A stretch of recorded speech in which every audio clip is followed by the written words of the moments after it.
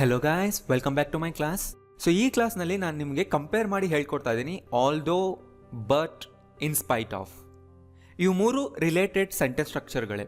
Although ನಾನು already ಒಂದು ಕ್ಲಾಸ್ನಲ್ಲಿ ಡೀಟೇಲಾಗಿ ಹೇಳಿದ್ದೀನಿ, ಬಟ್ ಜೊತೆ ಕಂಪೇರ್ ಮಾಡಿ ಹೇಳ್ತಾ ಇದ್ದೀನಿ ಆ್ಯಂಡ್ ನೀವು ಮಾಡೋ ಎರರ್ಸ್ ಹೇಳ್ತಾ ಇದ್ದೀನಿ. ಇನ್ ಸ್ಪೈಟ್ ಆಫ್ ಈ ಸೆಂಟೆನ್ಸ್ ಸ್ಟ್ರಕ್ಚರ್ನ ಕೂಡ ಹೇಳ್ಕೊಡ್ತಾ ಇದ್ದೀನಿ. ಸೊ ಈ ವಿಡಿಯೋ ತುಂಬ ಇಂಪಾರ್ಟೆಂಟ್, ಎಂಡ್ವರೆಗೂ ನೋಡಿ ಆ್ಯಂಡ್ ನೋಟ್ಸ್ ಮಾಡ್ಕೊಳ್ಳಿ.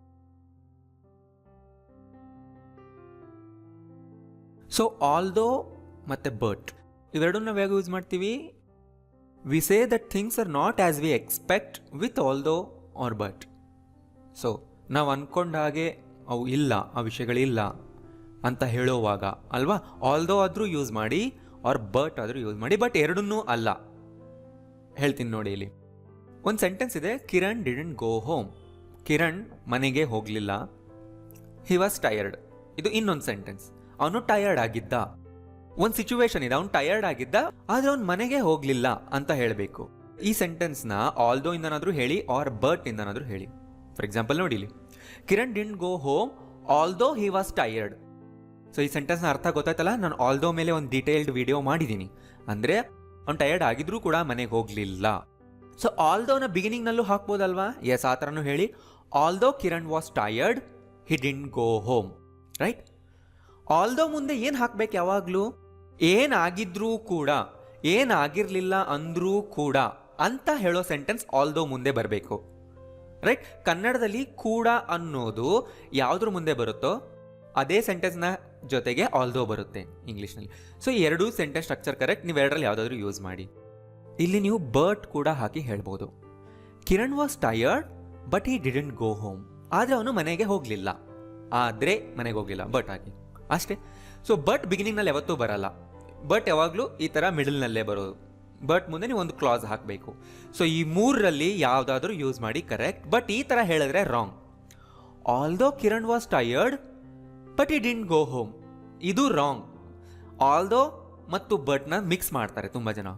ಕಿರಣ್ಗೆ ಟಯರ್ಡ್ ಆಗಿದ್ರೂ ಕೂಡ but he didn't go home ಅನ್ಬಾರ್ದು ಯಾವತ್ತು. ಮೇಲೆ ಕೊಟ್ಟಿರೋ 3 ಸ್ಟ್ರಕ್ಚರ್ಸ್ ಮಾತ್ರ ಕರೆಕ್ಟ್. ಅದರಲ್ಲಿ ಯಾವುದಾದ್ರೂ ನೀವು ಯೂಸ್ ಮಾಡಿ. ನೆಕ್ಸ್ಟ್ ನೋಡಿ, ಇಲ್ಲಿ ಐ ಡಿಂಟ್ ಪ್ರಿಪೇರ್ ವೆಲ್. ನಾನು ಚೆನ್ನಾಗಿ ಪ್ರಿಪೇರ್ ಆಗಿರಲಿಲ್ಲ, ಐ ಪಾಸ್ ದ ಎಕ್ಸಾಮ್. ಆದರೂ ನಾನು ಪಾಸ್ ಆದೆ ಅಂತ ಈಗ ಹೇಳಬೇಕು. I pass the exam although I didn't prepare well. ನಾನು ಅಷ್ಟು ಚೆನ್ನಾಗಿ ಪ್ರಿಪೇರ್ ಆಗಿರಲಿಲ್ಲ, ಆದರೂ ಕೂಡ ಎಕ್ಸಾಮ್ ಪಾಸ್ ಆದೆ. Although I didn't prepare well I pass the exam ಅಂತನಾದರೂ ಹೇಳಿ. ಸೊ ಬಟ್ ಈಗ ಯಾವುದ್ರ ಮುಂದೆ ಬಟ್ ಬರುತ್ತೆ? But I didn't prepare well ಅಂದರೆ ಸರಿ ಇರುತ್ತಾ? But I pass the exam ಅಂದರೆ ಸರಿ ಇರುತ್ತಾ? ಸೊ ನಿಮಗೆ ಗೊತ್ತಾಗುತ್ತಲ್ವಾ? ಒಂದ್ಸರಿ ಹಾಕಿ ನೋಡಿ ಅಷ್ಟೇ. I didn't prepare well but I pass the exam. ಆದರೆ ನಾನು ಪಾಸ್ ಆದೆ ಎಕ್ಸಾಮ್ನ. ಬಟ್ ಈ ಥರ ಹೇಳಿದ್ರೆ wrong. Although I didn't prepare well but I pass the exam, ಇದು ರಾಂಗ್. ಎರಡೂ ಮಿಕ್ಸ್ ಮಾಡಬೇಡಿ. He is very fat, he doesn't eat much. ಎರಡು ಸೆಂಟೆನ್ಸ್ ಇದೆ, ನಿಮಗೆ ಗೊತ್ತಾಯ್ತೀಗ ಅಲ್ವಾ? ಅವನು ಹೆಚ್ಚು ತಿನ್ನಲ್ಲ, ಆದರೆ ಅವನು ಫ್ಯಾಟ್ ಇದ್ದಾನೆ. He is very fat although he doesn't eat much. So ನೀವು ಕೇಳಬಾರ್ದು ಮತ್ತೆ ಡಸಂಟ್ ಯಾವಾಗ ಯೂಸ್ ಮಾಡಬೇಕು, ಮಚ್ ಯಾವಾಗ ಯೂಸ್ ಮಾಡಬೇಕು. ಹಳೆ ಕ್ಲಾಸ್ಗಳಲ್ಲಿ ಅದನ್ನೆಲ್ಲ ನಾನು ಕವರ್ ಮಾಡಿದ್ದೀನಿ. Although he doesn't eat much he is very fat ಅನ್ಬೋದು. Or he is very fat but he doesn't eat much ಅನ್ಬೋದು. ಈ ಥರ ಹೇಳಿದ್ರೆ wrong. Although he doesn't eat much but he is very fat ಅಂದರೆ wrong. So ಗೊತ್ತಾಯ್ತಲ್ಲ ಆಲ್ದೋಗೂ ಮತ್ತೆ ಬಟ್ಗೆ ಏನು ಡಿಫ್ರೆನ್ಸ್ ಅಂತ. ನೆಕ್ಸ್ಟ್ ನೋಡಿ, ಇನ್ ಸ್ಪೈಟ್ ಆಫ್ ಮತ್ತೆ ಆಲ್ದೋನ ಹೇಗೆ ನಾವು ಹೇಳ್ಬೋದು ಅಂತ. ಸೊ ಇನ್ ಸ್ಪೈಟ್ ಆಫ್ ಅಂದ್ರೂ ಕೂಡ ಆಲ್ದೋ. ಆಲ್ದೋ ಯಾವಾಗ ಹೇಳ್ತೀವಿ? ಕೂಡ, ಆದ್ರೂ ಕೂಡ ಹೇಳ್ತೀವಲ್ವಾ? ಇನ್ ಸ್ಪೈಟ್ ಆಫ್ ಅನ್ನೋ ಸ್ಟ್ರಕ್ಚರ್ನು ಕೂಡ ನಾವು ಯೂಸ್ ಮಾಡಬಹುದು.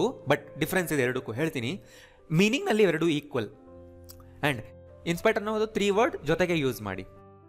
ಸೊ ನಾವು ಇನ್ಸ್ಪೈಟ್ ಆಫ್ ಮುಂದೆ ಯಾವಾಗಲೂ ನೌನ್ ಯೂಸ್ ಮಾಡಬೇಕು.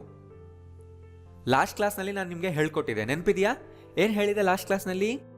ಡ್ಯೂರಿಂಗ್ ಮುಂದೆ ಯಾವಾಗಲೂ ನೌನ್ ಬರುತ್ತೆ, ವೈಲ್ ಮುಂದೆ ಯಾವಾಗಲೂ ಒಂದು ಕ್ಲಾಸ್ ಬರುತ್ತೆ ಅಂತ. ಅದೇ ಥರ ಇನ್ಸ್ಪೈಟ್ ಆಫ್ ಜೊತೆಗೆ ಯಾವಾಗಲೂ ನೌನ್ ಇರುತ್ತೆ.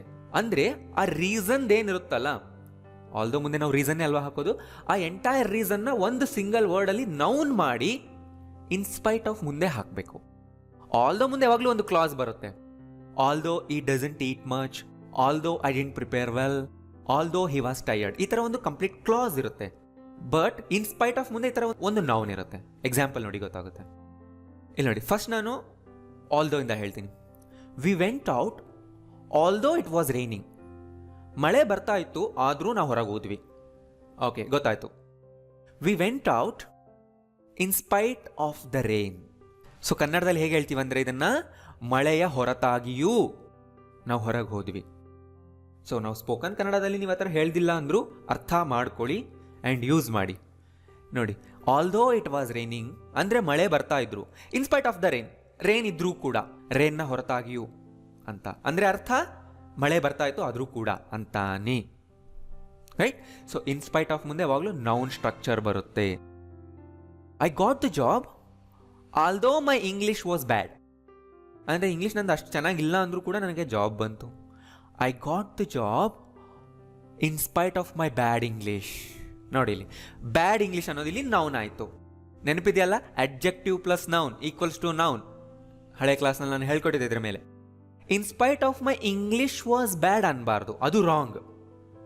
In spite of my bad English ಅನ್ಬೇಕು. ಅಂದರೆ ನನ್ನ ಬ್ಯಾಡ್ ಇಂಗ್ಲೀಷ್ನ ಹೊರತಾಗಿಯೂ ನನಗೆ ಜಾಬ್ ಸಿಕ್ತು. ಕನ್ನಡದಲ್ಲಿ ಬೇಕಿದ್ರೆ ಬರ್ಕೊಳ್ಳಿ ನೀವು, ಆಮೇಲೆ ನಾನು ಕನ್ನಡ ಹೇಳ್ತೀನಿ ಈ ಥರ ಅಷ್ಟೇ. ಆಲ್ದೋ ಶಿ ವಾಸ್ ಇಲ್, ಅವಳು ಇಲ್ಲಾಗಿದ್ರೂ ಕೂಡ ಶಿ ವೆಂಟ್ ಆನ್ ವರ್ಕಿಂಗ್, ಕೆಲಸ ಮಾಡ್ತಾನೇ ಹೋದ್ಲು ಅಂತ ಅರ್ಥ. ಶಿ ವೆಂಟ್ ಆನ್ ವರ್ಕಿಂಗ್ ಅಂದರೆ. ಸೊ ಆಲ್ದೋನ ಬಿಗಿನಿಂಗ್ನಲ್ಲೂ ಹಾಕ್ಬೋದಲ್ವ, ಅದೇ ಥರ ಇನ್ಸ್ಪೈಟ್ ಆಫ್ನ ಬಿಗಿನಿಂಗ್ನಲ್ಲೂ ಹಾಕ್ಬೋದು. ಇನ್ಸ್ಪೈಟ್ ಆಫ್ ಅವರ್ ಇಲ್ನೆಸ್, ನೋಡಿ, ಇಲ್ ಅಂದರೆ ಅಡ್ಜೆಕ್ಟಿವ್, ಇಲ್ನೆಸ್ ಅಂದರೆ noun. In spite of her illness she went on working. Right? ಗೊತ್ತಾಯ್ತಲ್ಲ? Although she was hungry she didn't eat anything. So ನೋಡಿ, hungry ಅನ್ನೋದು ಈಗ ಅಡ್ಜೆಕ್ಟಿವ್ ಆಯಿತು, ಅದೊಂದು ಕ್ಲಾಸ್ನಲ್ಲಿ ಬಂದಿದೆ. ಹಂಗ್ರಿಯ ನೌನ್ ಫಾರ್ಮ್ ಏನು? Hunger. She didn't eat anything in spite of her hunger. Right? ಅದೇ ಥರ ನೀವು ಹೇಳ್ಬೋದು thirsty, thirst. Happy, happiness. Sad, sadness. Happiness, sadness, thirst ಇವೆಲ್ಲ ನೌನ್ ಫಾರ್ಮ್ಸ್. ಕ್ಲಾಸ್ ನಂಬರ್ 2, 3 ನೋಡಿ, ನಿಮ್ಗೆ ಅರ್ಥ ಆಗುತ್ತೆ. ಸೊ ನೌನ್ ಅಂದರೆ ಏನು, ಅಡ್ಜೆಕ್ಟಿವ್ ಅಂದರೆ ಏನು, ನೀವಿಲ್ಲಿ ಅರ್ಥ ಮಾಡ್ಕೊಳ್ಳೋದಕ್ಕೆ ಟ್ರೈ ಮಾಡಬೇಡಿ. ಹಳೆ ಕ್ಲಾಸ್ ನೋಡಿದವ್ರಿಗೆ ಮಾತ್ರ ಇದೆಲ್ಲ ಗೊತ್ತಾಗುತ್ತೆ. ಆದ್ದರಿಂದ ಕ್ಲಾಸ್ನ ನೀವು ಸೀರಿಯಲ್ ವೈಸ್ ನೋಡ್ಕೊಂಡು ಬರಬೇಕು. ಯಾವಾಗಲೂ ಕೂಡ ಹೊಸ ಕ್ಲಾಸ್ ಹಿಂದಿನ ಕ್ಲಾಸ್ಗಳಿಗೆ ಲಿಂಕ್ ಇರುತ್ತೆ. ನಾನು ಆ ಥರ ಪ್ಲ್ಯಾನ್ ಮಾಡಿ ಇಟ್ಕೊಂಡಿದ್ದೀನಿ ಎಲ್ಲ ಕ್ಲಾಸ್ಗಳನ್ನ. ಸೊ ನೀವು ಸೀರಿಯಲ್ ವೈಸ್ ನೋಡ್ತಿಲ್ಲ, ಯಾವುದಾದ್ರೂ ರ್ಯಾಂಡಮ್ ಆಗಿ ನೋಡ್ತಾ ಇದ್ದೀರಾ ಅಂದರೆ ನಿಮ್ಗೇನೂ ಅರ್ಥ ಆಗಲ್ಲ, ಎಲ್ಲ ಕನ್ಫ್ಯೂಷನ್ ಇರುತ್ತೆ. She kept all the Windows open ಅಂದರೆ ಎಲ್ಲ ವಿಂಡೋಸ್ನ ಓಪನ್ ಆಗಿಟ್ಲು, ಅಂದರೆ ಓಪನ್ ಬಿಟ್ಲು ಅಂತ ಅರ್ಥ.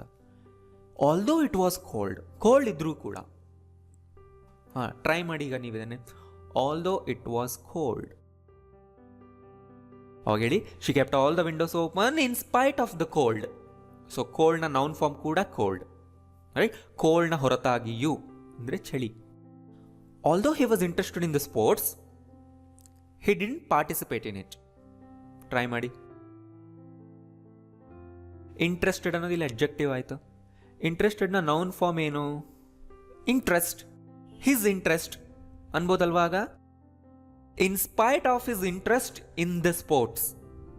ನೋಡಿ, in spite of his interest ಇಲ್ಲಿ ನೌನ್ ಸ್ಟ್ರಕ್ಚರ್ ಆಯಿತು. ಇನ್ ದ ಸ್ಪೋರ್ಟ್ಸ್ ಆ್ಯಡ್ ಮಾಡಿದ್ದೀವಿ ಅದು extra. he didn't participate in it.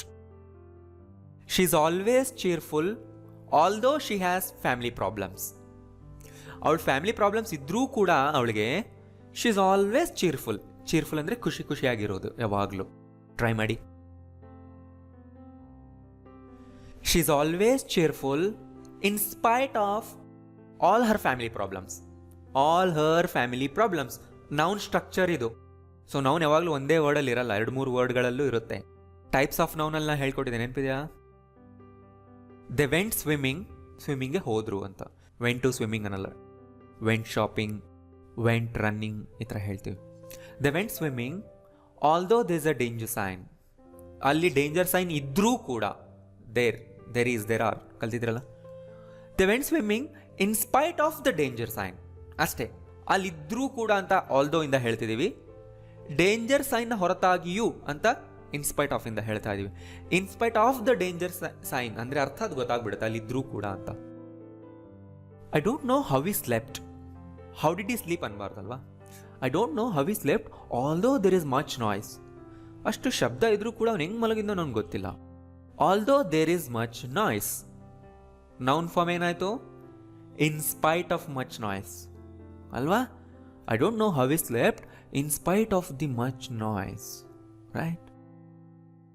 The coach was happy although the performance of the players was disappointing.